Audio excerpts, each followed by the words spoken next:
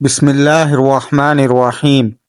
ایسی عورت کا کوئی روزہ قبول نہیں ہوتا جو اپنے شوہر کے ساتھ یہ 10 کام کرتی ہے۔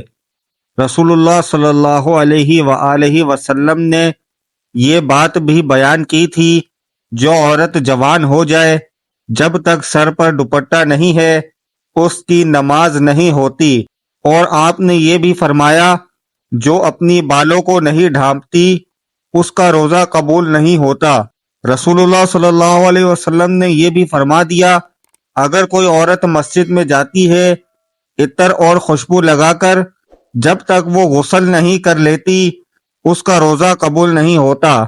اس لیے فرمایا، اے عورتوں کی جماعت، تم میں سے کوئی مسجد میں جانا چاہے تو خوشبو لگا کر نہ جائے جب تک یہ غسل نہیں کر لیتی، یا نماز، روزہ یا کوئی بھی عبادت قبول نہیں ہے۔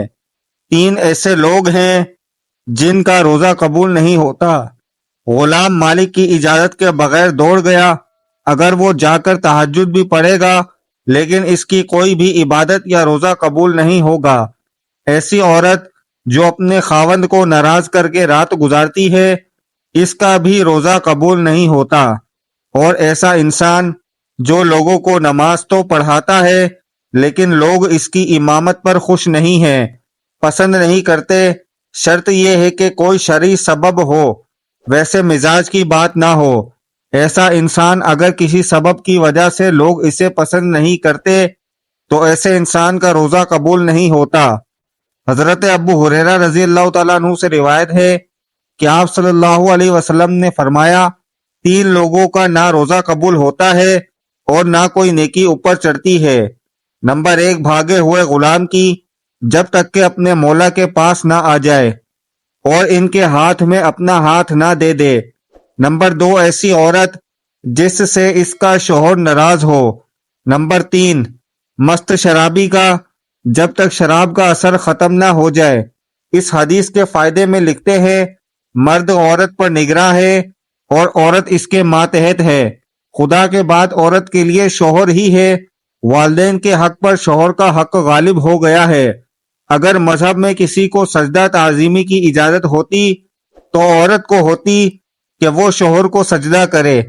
حدیث نبوی صلی اللہ علیہ وسلم میں ہے، عورت کے لیے اس کا شوہر جنت یا جہنم ہے، کیونکہ اس کے حق کو ادا کر کے جنت پا سکتی ہے۔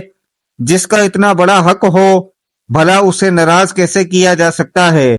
پھر خدا نے جسے رفیق حیات بنایا ہے، زندگی بھر کا ساتھی اور معاون بنایا ہو، دنیا میں جس کے بغیر گزارا نہیں، اسے کیسے ناراض رکھا جا سکتا ہے؟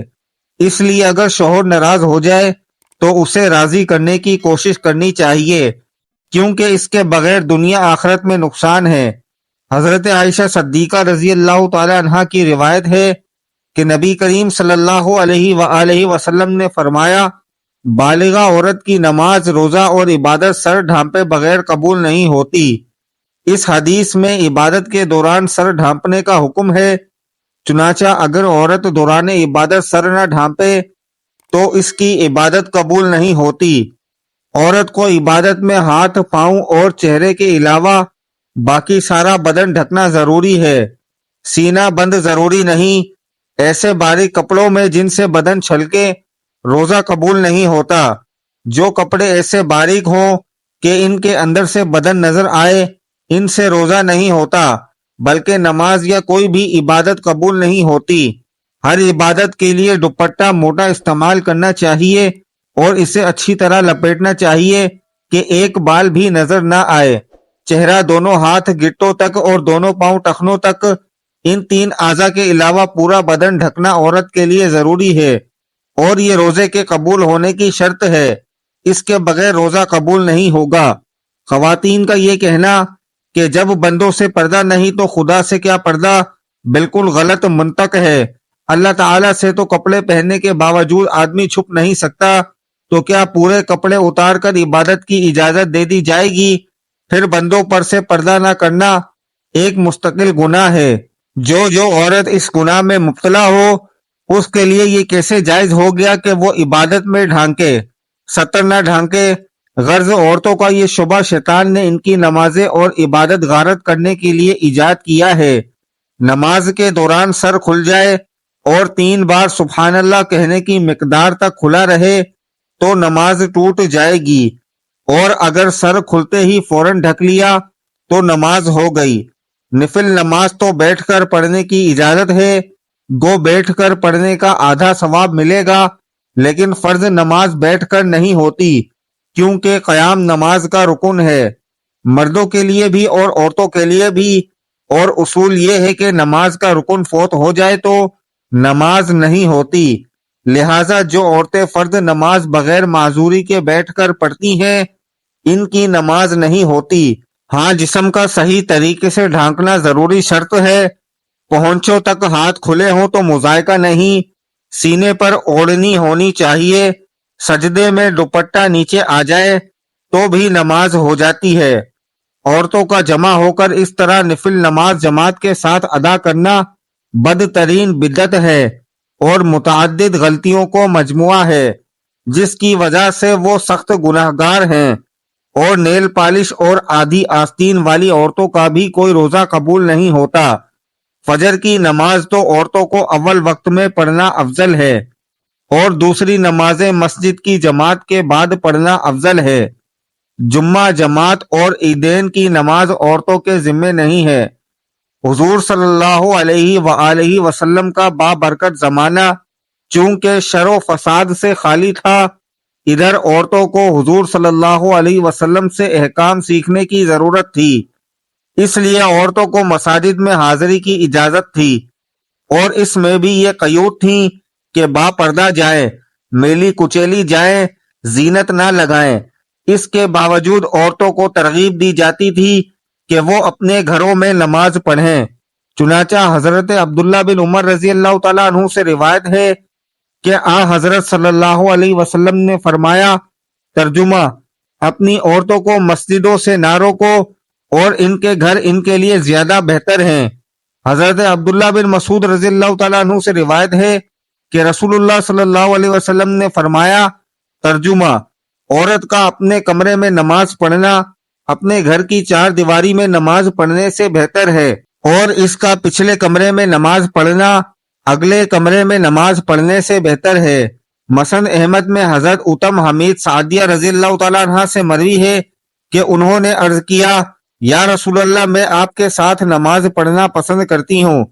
آپ صلی اللہ علیہ وسلم نے فرمایا، مجھے معلوم ہے کہ تم کو میرے ساتھ نماز پڑھنا محبوب ہے، مگر تمہارا اپنے گھر کے کمرے میں نماز پڑھنا گھر کے صحن میں نماز پڑھنے سے بہتر ہے، اور گھر کے صحن میں نماز پڑھنا گھر کے احاطے میں نماز پڑھنے سے بہتر ہے، اور احاطے میں نماز پڑھنا اپنے محلے کی مسجد میں نماز پڑھنے سے بہتر ہے، اور اپنے محلے کی مسجد میں نماز پڑھنا میری مسجد میں میرے ساتھ نماز پڑھنے سے بہتر ہے۔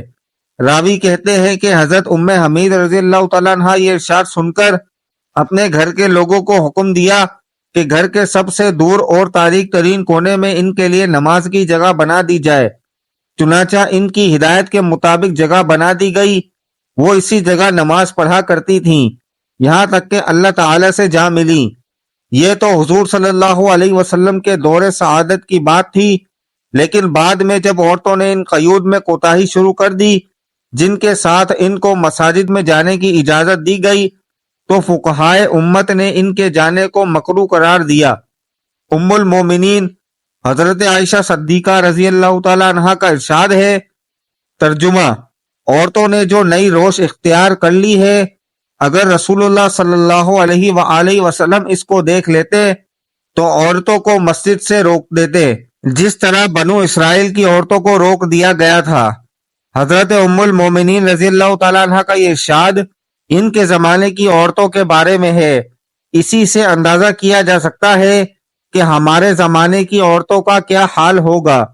خلاصہ یہ ہے کہ شریعت نہیں بدلی، اور حضور صلی اللہ علیہ وسلم کے بعد کسی کو شریعت بدلنے کا اختیار بھی نہیں، لیکن جن قیود و شرائط کو ملحوظ رکھتے ہوئے حضور صلی اللہ علیہ وآلہ وسلم نے عورتوں کو مساجد میں جانے کی اجازت دی، جب عورتوں نے ان قیود و شرائط کو ملحوظ نہیں رکھا تو اجازت بھی باقی نہیں رہے گی۔ اسی بنا پر فقہائے امت نے جو در حقیقت حکمائے امت ہے عورتوں کی مساجد میں حاضری کو مکروہ قرار دیا۔ گویا یہ چیز اپنی اصل کے اعتبار سے جائز ہے مگر کسی عارضے کی وجہ سے ممنوع ہو گئی ہے، اور اس کی مثال ایسی ہے کہ وبا کے زمانے میں کوئی طبیب امرود کھانے سے منع کر دے، اب اس کے معنی یہ نہیں کہ اس نے شریعت کے حلال و حرام کو تبدیل کر دیا، بلکہ یہ مطلب ہے کہ ایک چیز جو جائز و حلال ہے وہ ایک خاص موسم اور ماحول کے لحاظ سے مضر صحت ہے، اسی لیے اس سے منع کیا جاتا ہے۔ اللہ تعالی رمضان شریف میں روزانہ افطار کے وقت ایسے 10 لاکھ آدمیوں کو جہنم سے خلاصی مرمت فرماتے ہیں جو جہنم کے مستحق ہو چکے ہوتے ہیں، اور جب رمضان کا آخری دن ہوتا ہے تو یکم رمضان سے آخری رمضان تک جس قدر لوگ جہنم سے آزاد کیے گئے ہوتے ہیں ان کے برابر اس ایک دن میں آزاد فرماتے ہیں۔ فرشتے حضرت جبرائیل علیہ السلام سے پوچھتے ہیں اللہ تعالی نے آپ صلی اللہ علیہ وسلم کی امت کے مومنوں کی حاجتوں اور ضرورتوں میں کیا معاملہ فرمایا؟ وہ کہتے ہیں اللہ تعالی نے ان پر توجہ فرمائی اور 4 شخصوں کے علاوہ سب کو معاف فرما دیا۔ صحابہ نے عرض کیا وہ 4 شخص کون سے ہیں؟